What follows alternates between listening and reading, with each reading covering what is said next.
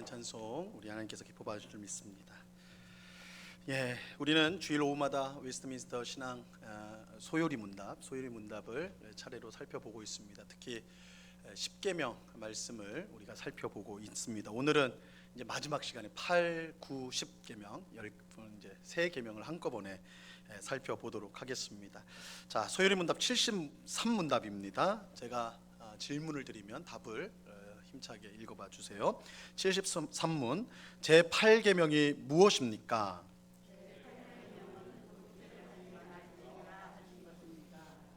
제8계명은 도둑질하지 말지니라.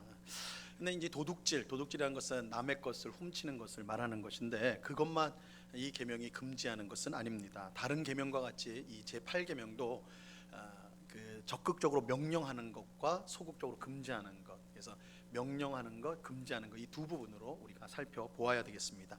자, 74분 제8계명이 명하는 것은 무엇입니까?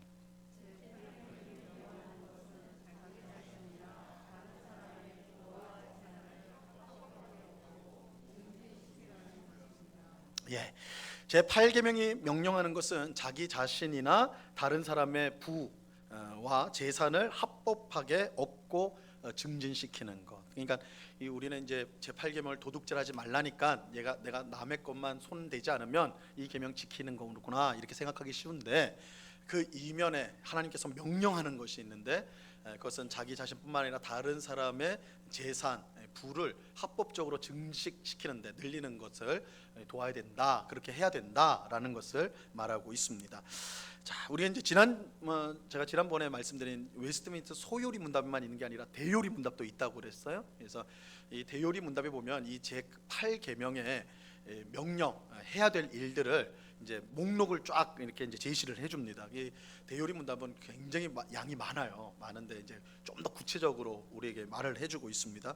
이 소요리 문답은 딱 요약돼 가지고 딱 정리된 문장 한두 문장으로 이렇게 돼 있지만 이 대요리 문답은 아주 막 길게 예를 들어가면서 설명하는데 그것을 제가 이제 좀 몇 가지를 제시를 해보도록 하겠습니다. 이 대요리 문답이 8계명이 명하는 것을 10가지로 이제 제시를 하는데요. 첫 번째는 계약이나 거래를 할 때 진실과 신실 공의로 해야 된다. 여러분 우리가 부동산 계약을 한다든지 어떤 물건을 사고 파는 계약을 하잖아요. 그럴 때 우리는 진실하게 해야 된다는 거예요. 다른 사람과 계약하거나 거래할 때 거짓 내용을 말하거나 진실을 숨겨서는 안 되는 거예요. 이 물건 너무 좋다고 했는데 그 뒤가 사실은 상해 있는 거예요. 이거 안 팔면 오늘까지 안 팔면 이거 분명히 이거 버려야 되는 거예요. 그런데도 이게 최상급이라고 싸게 사는 거라고 내가 믿지면서 파는 거라고. 믿지면서 파는 경우는 없어요. 근데 우리 맨날 그 소리에 속는데 하여튼 이렇게 하면 이 8계명을 어긴다는 거예요. 8계명을. 그래서 거래를 할 때 진실하게 해야 된다. 속이면 안 된다. 두 번째, 각자에게 마땅한 몫을 줘야 돼요. 만약에 일꾼을 썼다면 약속한 일당을 줘야 됩니다. 그러니까 우리가 어떤 사람을 이제 좀 도움이 필요해서 일을 시켰어요. 그러면 약속한 것을 줘야 되는. 막 여러 가지 이유로 당신 시간 몇 분 지각했으니까 깎고 보니까 점심 시간이 좀 더 길었으니까 깎고 이렇게 하면 안 된다는 거예요. 정당한 우리가 이제 약속한 것들을 정당하게 지급을 해야 된다. 또 국가가 합법적으로 정한 세금도 마찬가지로 우리가 내야 됩니다. 제대로 내는 것. 이 세금 내는 것만큼 아까운 게 없는 것 같은데 왜 그러죠? 우리 그리스도인들은 세금을 바르게 합법적인 세금에 한해서는 우리가 바르게 내야 됩니다. 왜냐하면 이 모든 권세, 이 국가라는 조직의 권세가 하나님으로부터 나왔기 때문입니다. 그래서 이 국가 지도자가 불법적으로 국가 권력을 취득하지 않는 한 쿠데타라든지 힘으로 막 이렇게 해가지고 전복시켜서 이런 불법적으로 권력을 찬탈하지 않는 한 합법적인 방법으로 세워진 정부라면 그 정부가 합법적으로 부과하는 세금에 대해서는 우리 그리스도인들은 적극적으로 참여를 해야 되는 것입니다. 세 번째로는 불법으로 취득한 물건을 배상해야 된다. 불법적으로 취득한 물건을 배상해야 된다. 네 번째는 다른 사람의 필요를 살펴서 우리의 것을 나누거나 빌려 주어야 합니다. 그러니까 이 도둑질하지 말라는 것을 적극적으로 해석하면 다른 사람이 도둑질하지 않도록 그 필요를 채워주는 것까지 포함되어야 되는 거예요. 그래서 우리가 이 사회 크게 보면 이제 사회복지도 야, 우리가 낸 세금을 가지고 저렇게 어려운 일 안 하는 사람한테 주면 이거 너무 아까운 거 아닌가? 근데 그렇게 생각하면 안 돼요. 만약에 그렇게 한다면 이게 우리가 이제 정당하게 생활할 수 있는 사람들만을 위해서 국가 시스템이 움직인다면 그렇지 못한 소외된 사람들이 거기에 대해서 어떻게 보면 이 사회를 위협하는 그런 일들이 일어날 수가 있다라는 걸 충분히. 그래서 우리가 독점질을 하지 않는 것도 중요하지만 이웃이 내 이웃이 도적질을 해야만 살 수 있는 그런 상황을 만들지 않는 것, 이게 또 중요한 것입니다. 이제 8계명은 이렇게 이웃이 도둑질을 하는 상황에 이르지 않도록 그들을 미리 도와줘야 된다라고 그런 뜻을 포함하고 있어요. 다섯 번째로 세상 재물에 대한 우리의 판단과 의지와 애정을 절제해야 된다. 절제해야 됩니다. 성도는 가난하든지 부하든지 자족할 줄을 알아야 돼요. 이 부분은 이제 몇 번 제가 언급을 할 것 같습니다. 하나님 안에서 만족한 삶을 살아야 된다. 이게 이제 8계명의 적극적인 명령이에요. 여섯 번째, 우리의 생명을 유지하는 데 필요한 물건들과 삶에 유용한 물건들을 얻고 보관하고 사용하는 일에 노력해야 된다.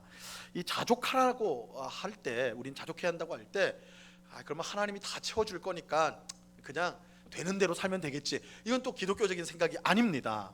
그렇게 아니고 우리가 필요한 거, 우리가 사용해야 될 것들을 우리가 알뜰하게 검소한 삶을 통해 가지고 그것들을 잘 보관하고 사용하는 것, 이것도 중요한 것입니다.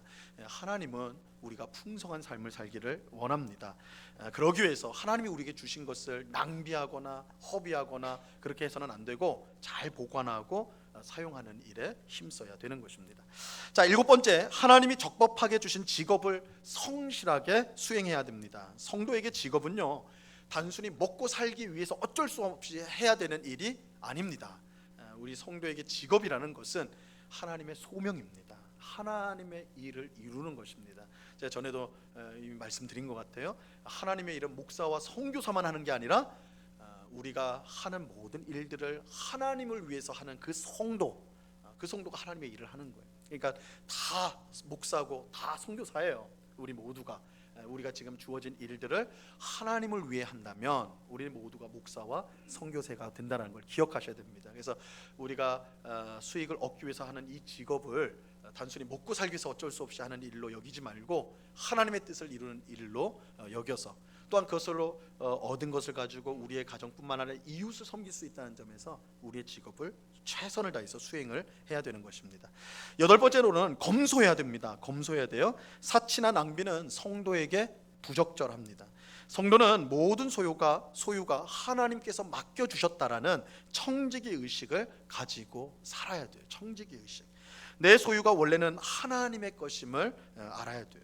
그렇기에 내 소유라고 해서 함부로 사치하거나 낭비해서는 안 됩니다. 오히려 하나님의 것을 소중히 여겨 검소한 삶을 살아야 하는 것입니다. 내 돈 갖고 내가 하는데 뭐라고 하냐, 왜 뭐라고 하느냐, 내 돈이 아니에요, 그죠? 우리 성도는 내게 아니에요. 하나님이 맡겨주신 것이다. 철저한 청지기 의식을 가지고 살아야 됩니다. 내 시간, 내 물질, 내가 가지고 있는 인적, 물적 모든 자원들 하나님이 허락하신 것입니다. 그래서 우리는 그것을 통해서 내 욕망, 내 탐욕을 이루는 것에 집중할 것이 아니라 하나님의 영광을 위해, 또한 이웃의 유익을 위해 사용할 수 있어야 됩니다. 그럴 때 마지막 날 우리가 다 심판받는데 하나님, 예수님께서 잘했다, 충성된 종이라고 칭찬을 받게 될 것입니다. 자, 그 다음에 아홉 번째는 불필요한 소송을 하거나 보증을 서거나 유사한 약속하는 것을 피해야 합니다. 자기의 이익을 위해 성도 간에 소송을 하고 또 성도 간에 돈거래를 하는 것은 결코 바람직하지 않습니다. 혹은 우리가 돈을 그렇게 해서 벌 수 있을지는 몰라도 그것을 통해서 천하보다 더 귀한 영혼을 잃어버린다면 이것은 정말 심각한 문제가 되겠죠. 우리는 교회 안에서 이익을 위한 소송이나 돈 거래를 해서는 안 되는 것입니다. 그래서 사실은 이런 것들이 실제적으로 교회 안에서 많은 문제가 돼서 상처를 입고 교회가 심지어는 깨지는 그런 경우들도 있다라는 것 꼭 기억하셔야 됩니다. 자, 열 번째는 우리 자신과 타인의 부와 재산을 합법적으로 획득하고 증식해야 됩니다. 우리는 비록 법적으로 문제가 없다고 해도 일확천금을 얻으려고 해서는 안 됩니다. 우리 주변에는 아파트 하나 샀는데 그게 1년 만에 몇 억이 올랐다고 그러고, 전 제 친구 중에도 그런 친구가 있더라고요. 하는데 자기는 얼마 주고 샀는데 그게 한 몇 억이 올랐다는 거예요. 한 1년 사이에. 올라가지고 우리나라가 얼마나 좋은 나라인지 모르겠다고 막 침을 튀게 하면서 저한테 말을 하는데, 집이 없는 저에게는 그 말이 하여튼 근데 우리 성도는 일확천금을 기대해서는 안 돼요. 그거는 하나님 방식이 아니에요. 하나님이 기뻐하는 방식이 안 됩니다. 성도는 로또나 도박이나 투기를 위한 부동산, 주식, 코인, 그러니까 코인을 한다, 주식을 한다, 그 자체로 문제는 아닙니다. 근데 투기를 위해서, 투기 위해서 조금 내가 일을 해가 조금 내가 이제 큰 돈을 가지고 그걸 집어넣고 빼고 집어넣고 빼가지고 내가 좀 큰 돈을 벌어야 되겠다. 사실은 자기는 큰 돈을 벌 수 있을지 몰라요, 성공한다면. 근데 그 자기가 벌면 결국 누군가는 잃게 되는 거죠. 그렇죠? 누군가는 잃게 돼요. 일하지 않는 소득에 대해서는 그렇게 생각하셔야 돼요. 내가 얻으면 누군가는 잃게 돼 있어요. 그래서 이러한 투기성에 대해서 성경은 분명히 금하고 있어요. 하나님은 그걸 원치 않으십니다. 자, 이런 것들은 하나님 안에서 성도가 마땅히 가져야 될 자족을 파괴하는 것이고요, 돈을 우상으로 만들어 버립니다. 사도 바울은 데살로니가 교회 안에 게으르고 일하지 않는 사람들, 이 데살로니가 교회 안에 게으른 사람들이 있었어요. 일하지 않는 사람들이 있었어요. 아마도 이 사람들은 예수님 곧 올 텐데 일해서 못하나, 우리 천국 곧 들어갈 텐데 그냥 좀 내가 하고 싶은 대로 살면 되지, 이렇게 생각했던 것 같아요. 그러니까 직장에도 안 가요, 학교도 안 가요, 그냥 놀고 먹어요. 그러면서 이제 교회 열심히 나와요. 이제 교회는 열심히 나니까 예수님 만나려고 그렇게 하는데, 그러니까 일을 안 하니까 어디서 밥을 먹어요? 어떻게 옷을 얻어요? 다 성도들은 다 교회에서 그렇게 하는 거예요. 사도 바울이 야단쳤어요. 데살로니가 후서 3장 12절 말씀에 보면, 이런 자들에게 우리가 명하고 주 예수 그리스도 안에서 권하기를 조용히 일하여 자기 양식을 먹으라 하노라. 이거 글로 읽으니까 별 감흥이 없는데 야단친 거야. 이놈들아 이래. 주님 오신다고 해서 니들 놀고 먹으면 되냐? 너희가 먹을 것은 너희가 일해서 먹어야 돼. 이게 기독교 정신이야. 예수님 가르쳐 주신 거야. 이렇게 야단친 거야. 일하지 않고 큰 돈을 벌려고 하는 것은 성경적 생각이 아닙니다. 우리는 하나님은 최선을 다해 일하고 자기 양식을 먹으며 어려운 이웃을 도우라고 우리에게 말씀하고 있습니다. 이것이 제8계명이 적극적으로 우리에게 명령하는 내용입니다. 자, 이어지는 8계명이 금지하는 것을 이제 보겠습니다. 금지하는 것 75문입니다. 제가 문제를 드리면 답을 읽어주세요. 제8계명이 금하는 것은 무엇입니까?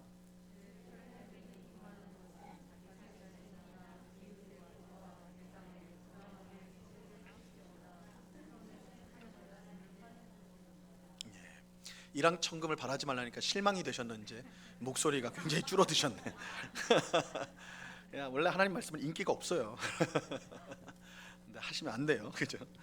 자, 제8계명이 금지하는 것은 자기 자신이나 이웃의 부와 재산에 부당하게 손해를 끼치고 또한 손해 끼칠 만한 일을 하는 것, 이걸 금지합니다.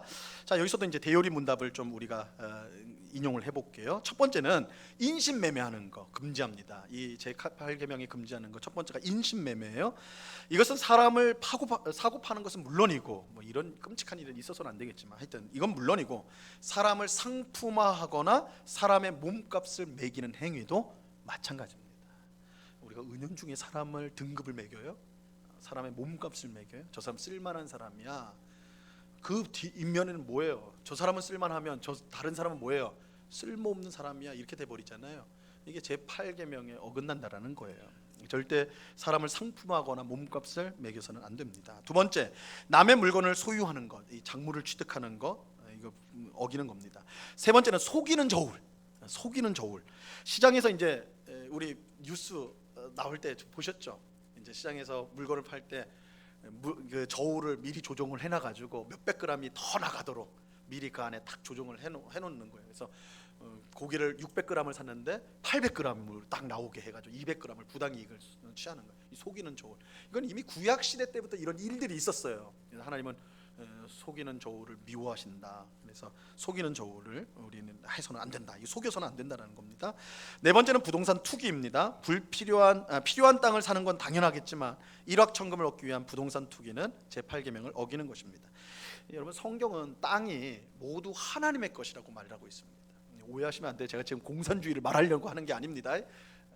성경에서 땅은 하나님의 소유입니다. 하나님의 것입니다. 하나님의 것. 그래서 이스라엘 백성들이요 땅을 사고 팔지 못했습니다. 조상으로부터 계속 내려가게 돼 있는 거예요. 하나님 것이기 때문에 본질적으로 하나님 것입니다. 그 의식을 갖도록 하기 위해서 사고 팔지 못하도록 하고, 희년이 되면 혹시 어려워가지고 사고 팔았던 땅을 다시 원주인에게 돌리도록 하는 제도까지 만들었어요. 땅은 하나님의 것이기 때문에. 그래서 하나님의 것을 가지고 다른 사람에게 부당한 이익을 취하는 행위는 제8계명을 어기는 것입니다. 다섯 번째, 터무니없이 높은 이자를 받는 것입니다. 여기 사채하시는 분 없으시죠? 사채하시면 안 돼요. 그죠?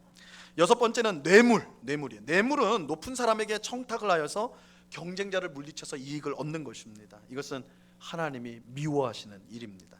일곱 번째, 소송을 남용하는 것, 정당한 이유 없이 남을 괴롭히기 위해서 하는 무고. 그죠? 이 무고는 굉장히 사회적으로도 큰 벌을 받습니다. 재판에 가면 무고는.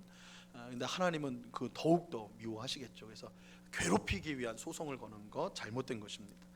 여덟 번째, 주인이 세입자를 위협하거나 쫓아내는 일. 이것도 우리 성도는 주의해야 됩니다. 하나님은 약자의 하나님이라고 계속해서 말씀하십니다. 그래서 우리가 법으로 지키는 것은 물론이거니와 그들을 우리가 최대한 배려할 수 있어야 되는 것입니다. 아홉 번째는 매점매석을 통한 부당한 이익. 이 매점매석이라는 게 뭐예요? 싸게 사가지고 싸게 많이 끌어모은 다음에 이게 이제 물건이 없으면 비싸게 되파는 거 말하는 거잖아요. 이것을 금하는 것입니다. 열 번째, 임금을 부당하게 주지 않는 것. 11번째, 세상 재물을 과도하게 소중히 여기고 좋아하는 것. 이제 금지하는 거예요. 12번째, 재물을 얻어 보존하고 사용하는 일에 믿음이 없이 염려하고 애쓰는 것. 오늘까지는 잘 살았지만 내일 당장 먹을 게 떨어지면 어떡하지? 내 통장에 지금 돈이 떨어지면 어떡하지? 너무 맨날 돈 때문에 염려하고 근심하는 거. 이것도 8계명에 금지하는 것입니다. 13번째, 타인의 번영에 대해 질투하는 것. 이것도 8계명을 어기는 거예요. 14번째, 게으름과 방탕한 거, 도박, 지나친 게임을 하는 거. 15번째는 표절하는 거, 컨닝하는 거, 불법 복제하는 거. 이거 이제 오늘날 사회적 문제가 되기도 하는데, 그냥 남의 것을 허락 없이 가져와서 내 거인 것처럼 하는 거, 그거 8계명에서 도둑질이라고 말씀하고 있는 것입니다. 자, 이게 8계명 우리가 해야 될 것과 하지 말아야 될 것 목록으로 우리가 한번 살펴보았습니다. 이제 9계명으로 가보죠. 소율이 문답 76문입니다. 답을 해주세요. 제 9계명이 무엇입니까?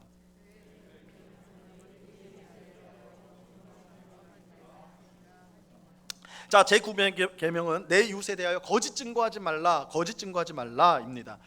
여러분, 하나님은요 거짓 입술을 미워하세요. 거짓 입술을 미워하십니다. 잠언서 12장 22절 말씀인데, 이 말씀 같이 읽어볼까요? 시작. 거짓 입술은 여호와께 미움을 받아도 진실하게 행하는 자는 그의 기뻐하심을 받느니라. 하나님 거짓 입술을 미워하세요. 하나님이 거짓 입술을 미워하는 이유는 하나님이 진리의 하나님이시기 때문에. 하나님은 결코 거짓말하지 않으세요. 만약에 하나님 거짓말하면 큰일 나요. 우리가 거짓말해도 그건 문제지만, 그래도 우리가 거짓말하는 것은 아주 큰 일은 아닌데, 하나님이 거짓말하시면 큰일 나는 거예요. 성경의 말씀 중에 하나님이 주신 말씀 중에 거짓말이 있다 이러면 우리의 믿음이란 건 다 무너져 버리는 거예요. 우리가 하나님을 언제나 신뢰하고 의지할 수 있는 이유는 성경에서 하신 하나님의 말씀이 하나도 틀림없이 정확하고 진리이기 때문에 그렇습니다. 그래서 우리가 하나님을 믿을 수가 있는 거예요.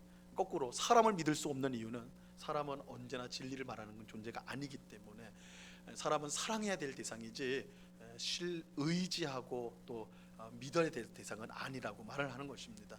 근데 어쨌든 하나님은 이처럼 진리만을 말씀하시기 때문에 그를 믿는 우리 또한 거짓 입술을 가져서는 안 되고 진실만 하도록 항상 힘써야 하는 것입니다.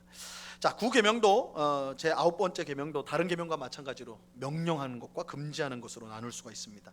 자, 77문 제 9계명이 명하는 것은 무엇입니까?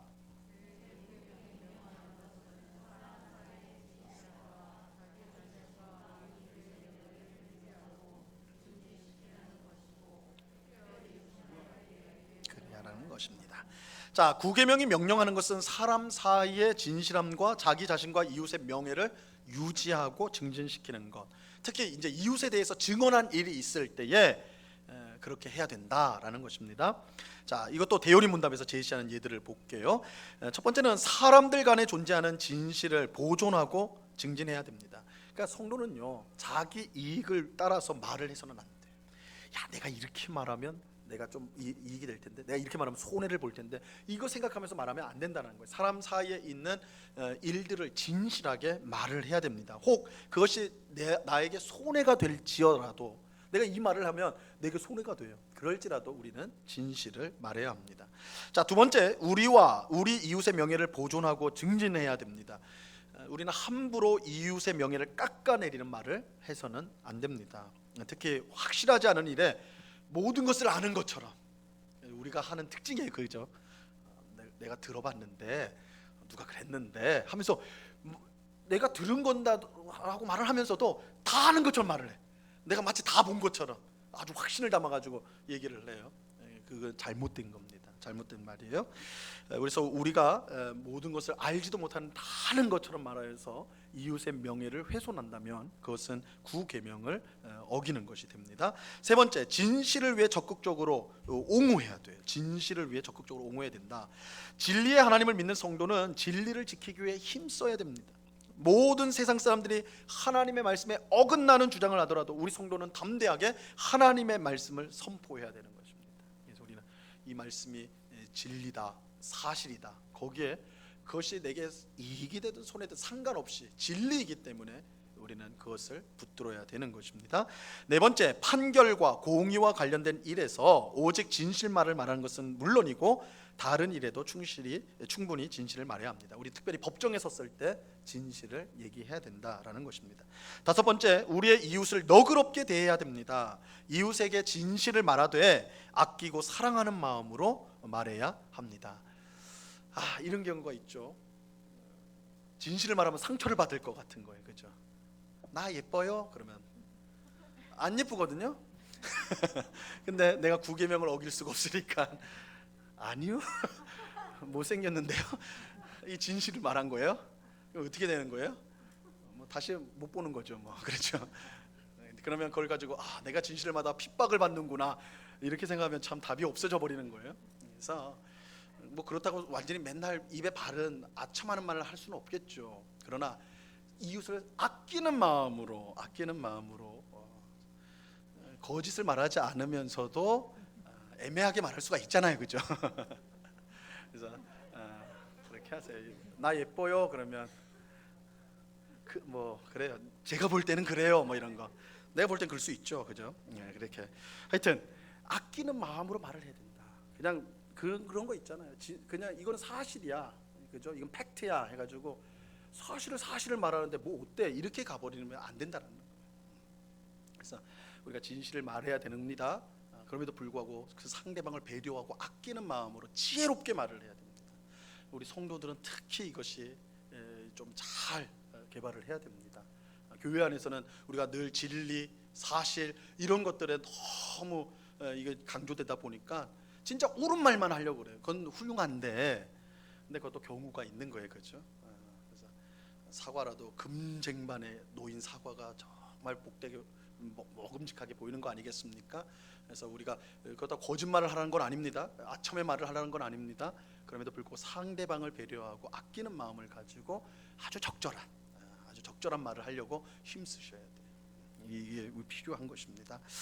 자, 그 다음에 여섯 번째는 이웃의 명예를 존중하고 기뻐해야 됩니다. 시기와 질투로 이웃의 명예를 더럽히는 말을 해서는 결코 안 됩니다. 우리가 시기와 질투가 우리 속에 동기가 되어서 남을 깎아내리는 말을 하지 않도록 하나님 거 미워하는 행위예요. 일곱 번째, 이웃의 연약함을 슬퍼하고 덮어주어야 됩니다. 이 덮어준다라고 할 때 이것은 진실을 덮으란 말은 아닙니다. 하지만 이 사랑은 허다한 허물을 덮는다 말씀하는 것처럼 이 덮는다고 할 때는 그거는 그 사람의 회복을 위해서, 그래서 그 사람의 약점, 그 사람의 상처를 내가 품어주겠다라는 거예요. 그러면서 목표는 그 사람이 회복되도록. 그래서 그냥 난 안 본 것처럼 할래, 못 본 것처럼 할래, 괜찮아 이게 아니라 그 사람을 사랑으로 품고 그 사람을 위해서 기도하고 그 사람이 회복될 수 있도록 그렇게 해야 된다는 것입니다. 여덟 번째, 이웃이 무죄한 것이 확실할 경우 그들의 결백을 변호해야 된다. 그래서 사실은 우리 이제 한국 사람, 뭐 저도 한국 사람, 우리 한국 사람들은 어떤 일이 발생했을 때 내가 봤단 말이에요. 증인이에요. 근데 그냥 도망가 버려요. 그죠? 아, 내가 이런 골치 아픈 일에 엮이면 내가 경찰서도 가야 되지. 잘못하다가 내가 재판장까지 가서 뭘 해야 되지. 야, 그러면 내가 지금 바빠 죽겠는데 내가 이런 거 할 수가 있나? 보통 피한다고요. 그런데 우리 이제 기독교 문화가 잘 뿌리 내려진 뭐 유럽 이런 국가에서는, 기독교 국가, 이제 지금 뭐 잘 안 믿는다 하더라도 거기서는 사실은 어떤 사고가 나잖아요. 그러면 증인된 사람들이 먼저 찾아갑니다. 그 피해자한테 가서 내가 증인이 되겠습니다.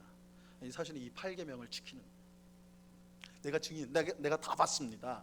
내가 똑바로 진술을 하겠습니다. 이렇게 한다고 그래요. 사실은 우리가 그런 모습들, 우리가 진실한 것, 사실인 것을 우리가 안다면 그것들이 왜곡되거나 곡해되지 않도록 바른 증인이 되는 거 중요한 일입니다. 이것이 8계명이 우리에게 가르치는 것입니다. 9번째, 이웃에 관한 좋은 이야기를 즐거이 받아들이고 나쁜 이야기는 부득이하게 시인해야 된다. 이웃의 흉을 신나게 하는 것은요, 성도의 마땅한 일이 아닙니다. 여러분, 성도는 뒷담화를 해서는 안 됩니다. 뒷담화만큼 재밌는 게 없어요. 그죠? 흥미진진하고. 근데 그거 즐거우면 안 돼요. 그건 분명히 부메랑이 됩니다. 그 망고의 진리예요. 내가 그 막 뒷담화를 즐거워하잖아요. 어느 순간 내 뒷담화를 하는 저쪽에서 하게 돼 있어요. 그게 망고의 진리입니다. 그래서 그걸 기뻐하지 마셔야 됩니다. 해서는 안 됩니다. 10번째, 고자질과 아첨과 중상하는 자들을 우리는 멀리해야 됩니다. 그런 사람을 가까이 하면 부메랑이 되어서 돌아와요. 11번째, 필요시에는 우리의 명예를 사랑하고 보호할 수가 있어야 됩니다. 이건 자기를 높이라는 뜻이 아니라 내 명예를 높여야지 내가 바른 증인이 될 수 있어요. 내가 맨날 거짓말치고 사기치고 막 이런 사람이면 내가 어떤 이웃을 도와주려고 증언을 한다고 할 때 내가 신뢰를 받을 수 없잖아요. 그렇죠? 저 사람은 원래 거짓말 많이 한 사람이야. 이번도 거짓말일 거야. 이렇게 되는 거 아닙니까?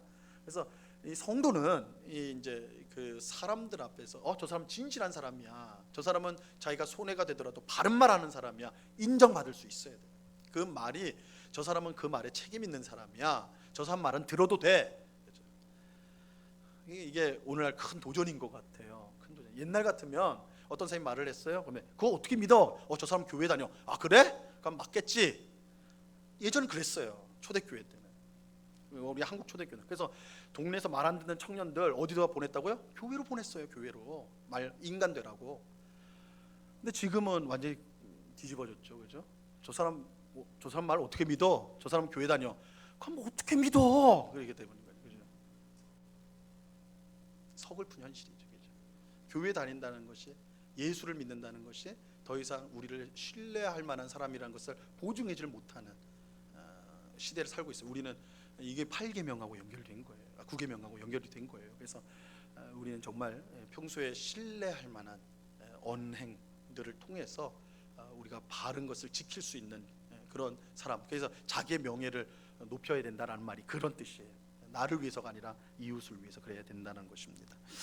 자, 12번째는 합법적인 약속을 지켜야 합니다. 13번째는 무엇이든지 참되고 정직하고 사랑스럽고 좋은 평이 있는 것들을 살피고 실천해야 된다. 이게 이제 대요리 문답에서 하나씩 이렇게 말을 해준 겁니다. 자, 이제는 9계명이 금지하는 것 보겠습니다. 금지하는 것 78문입니다. 제가 문제를 드리면 답을 해주세요.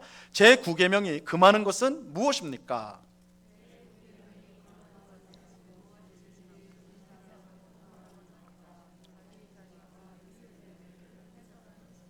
예, 9계명은 진실함을 훼손하는 것, 손상시키고 자기와 이웃의 명예를 훼손시키는 것을 금지합니다.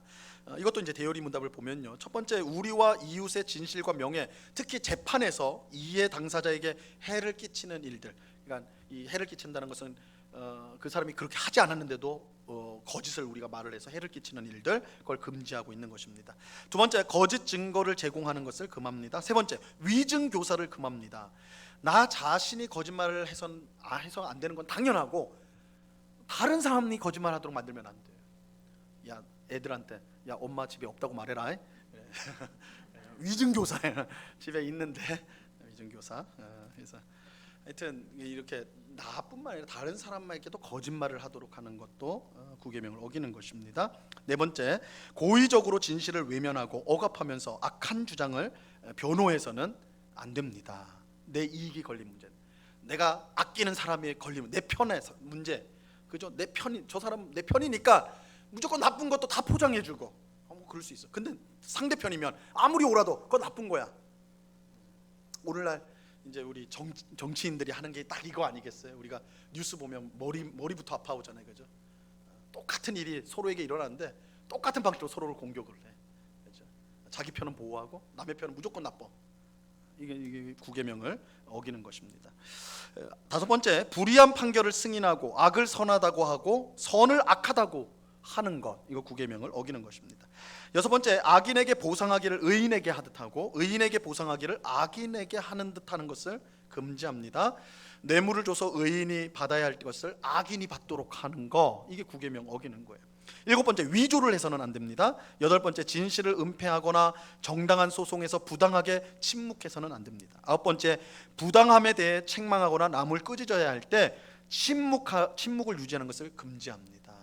이것도 우리가 어떤 일에 엮이기 싫어가지고 아는데도, 뭐가 진실한지 아는데도 침묵을 지키는 경우가 있잖아요. 이게 이제 구계명이 금지하는 일이다. 그래서 우리가 아는다면 그 아는 한에서는 우리가 선과 악을 분명히 말할 수 있어야 된다는 거예요. 있어야 된다. 우리가 불의한다면 그것은 그 불의에, 그러니까 그 불의가 일어났는데도 불구하고 우리가 침묵한다면 우리가 그 불의에 동참하는 것이 되는 것입니다. 그래서 뭐 나는 아무 말 안 했는데, 나 아무 말 안 했어. 이건 세상 사람들은 그렇게 변명할 수 있을지 몰라도 성도는, 진리의 사람인 성도는 그렇게 말해서는 안 됩니다. 불의한 것은 불의하다 말해야 되고 선한 것은 선하다고 말을 해야 됩니다. 열 번째, 진실을 잘못된 목적으로 때에 맞지 않게 말하거나 악의적으로 말하는 것을 금지합니다. 맞는 말이에요. 근데 교묘하게 이 상황이 아닌데 그걸 끌고 오는 거예요. 그렇게 하면 안 돼. 이건 머리가 좋은 사람들이 그런 거 많이 하는데 그래서는 안 됩니다. 열한 번째, 진실을 그릇된 의미로 왜곡하는 것을 금합니다. 12번째, 진리나 공의에 대해 편견을 갖도록 의욕을 부추기거나 애매하게 왜곡하는 것을 금합니다. 13번째, 진실이 아닌 것, 거짓, 중상, 험담, 회방, 고자질, 수군수군, 냉소, 욕설, 조급하고 가혹하고 편파적으로 비난하는 것을 금지합니다. 제가 여러 가지 말을 했지만 다 아는 거예요. 내가 이렇게 말하면 안 될 것 같은데 이러면 하지 마셔야 돼요. 그죠? 그렇게 이 사실 내가 아는 건 이거 조금인데 막 여기다 살을 막 붙여가지고 천하의 나쁜 놈으로 만들잖아요, 그죠? 그러면 안 된다는 거예요. 14번째, 의향과 말과 행동을 잘못되게 구성하는 것을 금합니다. 그러니까 이게 진실인 것처럼 말하지만 사실은 우리 안에서 이것을 내 이익을 위해서 조작하는 것을 말하는 거예요. 이건 정치인들이 잘하는 것이죠. 사실은 정치인들의 동목이라고까지도 말을 하죠. 근데 우리 그리스도인들은 그렇게 해서는 안 된다는 것입니다. 마지막 15번째, 아첨, 헛된 영광의 자랑, 우리나 이웃들을 과대평가 혹은 과소평가하는 것을 금합니다. 그 과소평가만 나쁜 게 아니라 너무 과대하게 하는 것, 이게 아첨이죠. 이것도 너무 상대방 기분 좋게 한다고 너무 막 비행기 늘 띄워주고 하는 거, 바람직하지 않다는 것입니다. 자, 이제 정말 이제 마지막입니다. 10번째 계명을 우리가 살펴보겠습니다. 79문 제10계명 10번째 계명이 무엇입니까?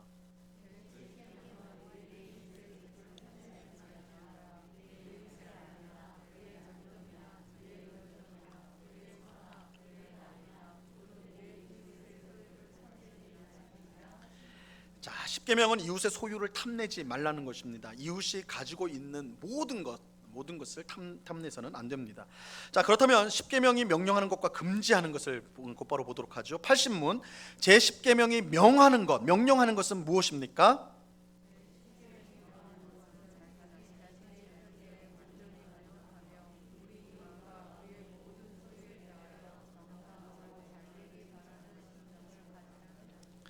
자, 제10계명이 명령하는 것은 자기 자신의 처지에 온전히 만족, 이게 자족이에요. 자족. 아까 제가 말씀드렸죠. 자족하는 거. 그리고 이웃과 그의 소유에 대해 정당하고 잘되기 바라는 심정을 가지는 것. 이게 이제 10계명이 명령하는 겁니다. 그러니까 탐심의 반대라고 할 수가 있죠. 탐심의 반대는 자족하는 거예요. 내 형편과 처지에 만족할 줄 알고 이웃이 잘되기를 바라는 거. 이웃이 잘되기를 바라는 마음을 갖는 것입니다.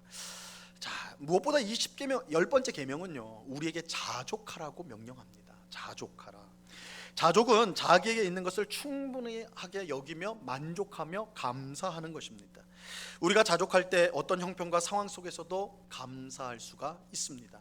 이 사도 바울이요, 이 자족이란 말을 사도 바울이 사용했는데, 사도 바울이 감옥에 갇혀 있을 때 빌립보 교회로부터 후원금을 받아요. 헌금을 받는다고요. 얼마나 기뻤겠어요. 당시에는 열악했거든요. 그러니까 돈이 조금 있어야지 밥이라도 제대로 먹고 옷이라도 제대로 사고 이랬단 말이에요. 지금하고 또 완전히 달라요. 얼마나 열악. 근데 이 빌립보 교회 성도들이 바울을 생각해가지고 전 교회가 헌금, 특별 헌금을 해가지고 전달을 해준 거예요. 에바브로디도를 통해서. 그 헌금을 받았을 때 얼마나 기뻤겠어요. 얼마나 감격이 됐겠어요. 힘이 났겠어요. 근데 바울이 뭐라고 딱 하냐면, 너무 고맙다, 이거 하나님께 바친 예물이다, 이러면서 막 하다가 그런데 이 말을 해요. 내가 이걸 받아가지고 이렇게 기뻐하는 건 아니다. 내가 이게 내가 꼭 필요한데 너희가 줘가지고 내가 너무 기뻐가지고 지금 이렇게 감사하는 건 아니다, 이렇게 말하면서 나는 자족하는 법을 배웠다, 이렇게 말을 해요. 빌립보서 4장 11절과 12절 말씀인데 잘 들어보세요. 내가 궁핍함으로 말하는 것이 아니니라. 어떠한 형편에든지 나는 자족하기를 배웠노니 나는 비천에 처할 줄도 알고 풍부에 처할 줄도 알아. 모든 일 곧 배부름과 배고픔과 풍부와 궁핍에도 처할 줄 아는 일체의 비결을 배웠노라. 바울이 지금 감옥에 있어요. 누가 봐도 힘든 상황이에요. 열악한 곳이에요. 근데 바울이 뭐라고 그래요? 난 그래도 만족해. 나는 기뻐해. 비록 밥도 제대로 못 먹고 자는 잠자리도 너무 불편하고 힘들지만 나는 감사해. 나는 자족하기를 배웠어. 어떤 형편과 상황 속에서도 나는 자족, 만족하고 감사하는 법을 배웠어, 이렇게 말하는 것입니다. 여러분, 우리가 이웃의 것을 탐하는 이유가 뭘까요? 탐심을 가지는 이유가 뭘까요? 왜 남의 떡이 크게 보이는 걸까요? 이것도 맞죠. 남의 떡이 커 보여요. 남의 떡이 커 보여요. 우리가 교회 안에서도 간식을 탁 떡 나눠주자. 떡 나눠줘. 그러면 꼭 옆 사람 걸 봐요. 내게 큰지 저게 큰지. 보통은 표정이 안 좋아. 왜 나한테는 조그만 거 주고. 그래서 제가 안 주려고 노력을 해요. 목사를 미워하면 안 되잖아요, 교회에서. 우리가 그래요. 항상 옆에 거 봐요. 내 것만 보면 될 텐데, 맛있는 떡 줬으니까 야 이거 먹어야 되다 이러면 좋아하면 될 텐데 꼭 남의 거 봐. 남의 게 더 크대. 색깔이 좋대요. 다 하얀색인데 다 그렇게 말을 해. 그러니까 우리는 왜 남의 떡이 커 보이냐고요. 내 것에 만족하지 못하기 때문이에요. 그게 근본적인 거예요. 내 것에 만족하지 못하니까 남의 거 보게 되고 탐심이 생기는 거예요. 자기 남편과 아내가 아닌 다른 이성에게 마음이 자꾸 가는 이유가 뭘까요? 어렵지 않아요. 자기 남편과 아내에게 만족하지 못하기 때문에, 만족이 없으니까 옆으로 눈을 돌리게 되는 거예요. 자기 것을 만족하지 못하면 남의 것을 탐하게 됩니다. 그래서 잠언은 배우자의 품을 항상 족하게 여기라, 이렇게 말하고 있어요. 족하게 여기라, 만족하게 여기라.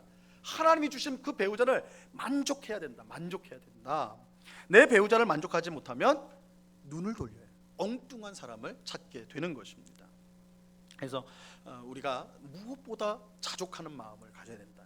탐심을 금하는 이 10번째 계명이 우리에게 자족을 말하고 있다. 자족. 그러니까 이 모든 것이 하나님의 주신 것이고 하나님이 우리에게 가장 복되게 주신 것이라는 걸 믿어야지 자족이 돼요. 자족이. 그렇죠? 그래서 남의 것 볼 필요가 없어요. 내게 주신 가정, 내가 하는 일, 내가 만나는 사람, 하나님이 주신 거예요. 나를 가장 잘하시는 하나님이 허락하신 거예요. 우리는 거기에 만족할 수 있어야 돼요. 만족할 수 있어야 돼요. 자, 또 10계명은 10번째 계명은 이웃이 잘 되기를 바라는 심정을 가지라고 명령을 하고 있습니다. 이웃이 잘 되기를 바라야 돼. 그러니까 자족에서 한 걸음 더 나가는 거예요. 나만 만족하는 게 아니라 상대방이 잘 되는 걸 기뻐하는 거예요. 이거 정말 어려워요. 그렇죠? 이웃을 향한 선한 마음을 가질 때 우리는 탐심을 버릴 수가 있습니다. 그 이웃을 사랑하지 않으면요, 내 이익을 위해 이용하는 대상으로 여기게 돼요. 이웃을 향한 탐심을 아무렇지나 않게 생각하게 되는 것이죠. 이웃은 내 이익을 위한 대상이 아니라 사랑해야 될 대상이에요. 이웃은 사랑해야 될 대상이에요. 사랑할 때 우리는 탐심을 이길 수가 있어요. 그렇죠? 여러분, 어느 누구도 자기 자녀하고 경쟁 안 합니다. 물론 그런 사람도 혹 있어요. 잘못된 생각, 완전히 그거는 좀 어긋난 건데, 왜 자녀하고 자기는 경쟁하죠? 자녀가 잘 되면 되게 좋아하죠. 별로 안 좋아하시나 보네. 큰일 났네. 내 자녀가 잘 되면 내가 잘 되는 것보다 더 기쁘다고 그러잖아요. 아니에요? 다 그러잖아요. 왜 그래요? 경쟁 안 하잖아요, 자기 자녀랑. 간단해요. 사랑하기 때문에 그래요. 내가 너무 사랑하니까 내 자녀가 잘 되는 게 내가 잘 되는 것보다 더 좋은 거예요. 그죠? 우리가 이웃이 잘 되는 것을 기뻐하려면 사랑해야 됩니다. 그러지 않으면, 우리는 사랑하지 않으면 중립적으로 있을 수는 없어요. 대상이 돼요. 내 이익을 위한 대상으로 바뀌어져요. 내 탐심의 대상으로 바뀌어져 버려요. 그러니까 우리는 적극적으로 이웃 사랑을 해야 돼. 나를 위해서라도 이웃이 잘 되기를 바라야 돼. 그래야지 내가 자족할 수가 있고 기뻐할 수가 있어요. 이게 다 연결이 된 것입니다. 자, 이제 마지막으로 십계명이 금지하는 것 보겠습니다. 81문 제 십계명이 금하는 것은 무엇입니까?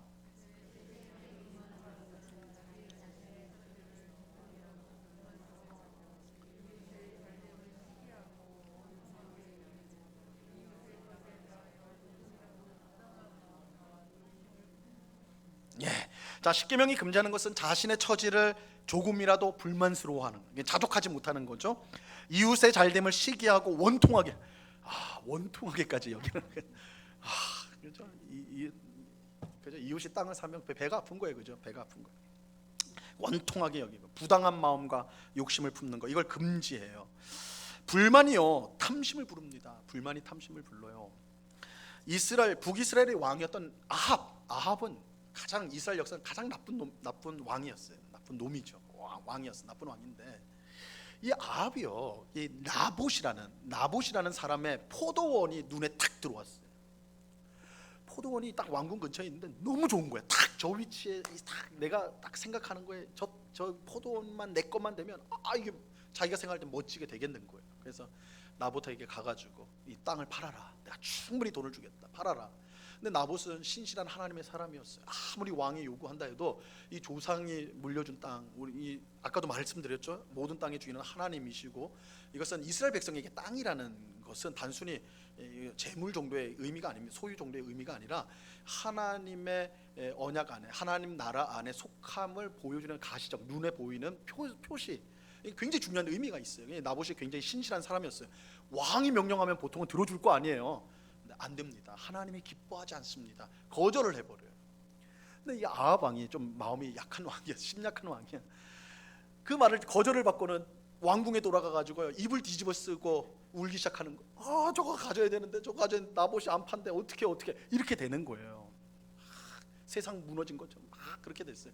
근데 그 옆에서 이제 이세벨, 이스라엘 역사상 가장 악녀거든요. 그 여왕인데 이 이세벨이 보더니 남편이 한심한 거죠. 이 아합이 너무 한심해 보이는 거예요. 왕인데 백성이 땅을 안 판다고 해서 저렇게 울고 저렇게 밥도 안 먹고 떼쓰고 있는 거 보니까 너무 한심스러운 거예요. 그래서 이세벨이 내가 해결해 줄게, 남편한테 내가 해결해 줄게 해가지고 사람들을 보내가지고 나봇을 죽여요. 누명을 씌워가지고 죽여버립니다. 그 땅을 뺏어와요. 이 이야기가 있거든요. 이 아합하고 이세벨이 얼마나 악한지 그 에피소드인데, 우리가 여기서 잘 보면 여러분 생각을 해보세요. 아합은 왕이었습니다. 이스라엘 땅에 가장 땅이 많은 사람이 누굴까요? 아합 아니겠어요? 남부러울 게 하나도 없는 사람이 아합 아니에요? 왕이잖아요. 왕. 지금의 대통령하고도 이거는 비길 수가 없어요. 왕은 자기가 하고 싶은 대로 다 할 수 있는 권세가 있는 사람 아니에요. 그런 왕인데 그 땅, 나봇의 그 포도원이 자기 것이 되지 못한다고 그래가지고 세상 잃은 것처럼 식음을 전폐하고 울고 있단 말이에요.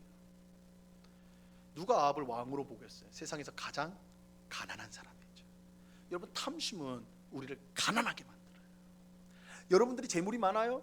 여러분이 세상 남부러운 명예도 있어요, 권력도 있어요. 그런데 탐심이 있으면, 자족하지 못하면요, 탐심, 불만족스럽게 생각하면 탐심이 일어나게 되고, 그 탐심으로 여러분은 이 세상에서 가장 불쌍한 사람이 돼요.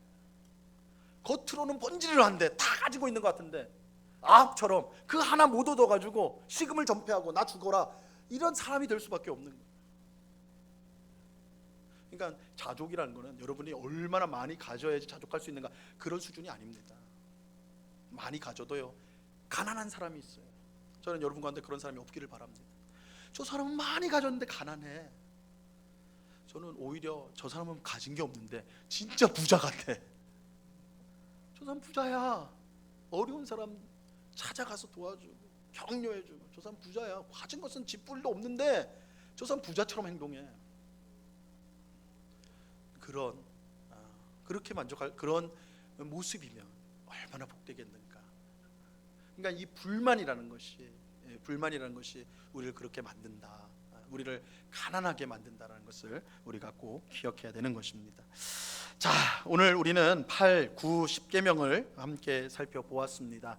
오늘 살펴본 계명의 내용을 우리가 마음에 잘 새겨서 하나님을 기쁘시게 하고 이웃을 잘 섬기는 우리가 될 수 있기를 바랍니다. 사실 오늘 목록을 쫙 말을 해줬기 때문에 많은 것들이 다 잊어졌겠지만 여러분 마음에 걸리는 것들이 몇 개 있을 것 같아요, 그렇죠?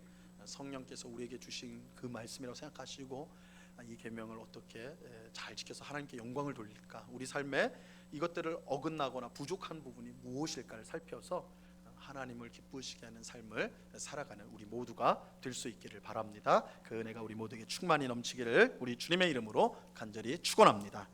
기도하겠습니다. 하나님 아버지, 감사합니다. 오늘 10계명의 8, 9, 10번째 계명 우리 소요리 문답을 통해 살펴보았습니다.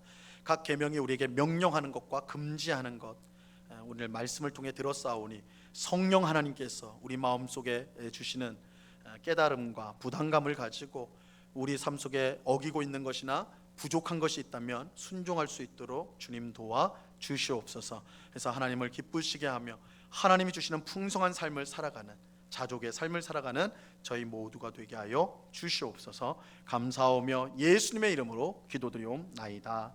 아멘.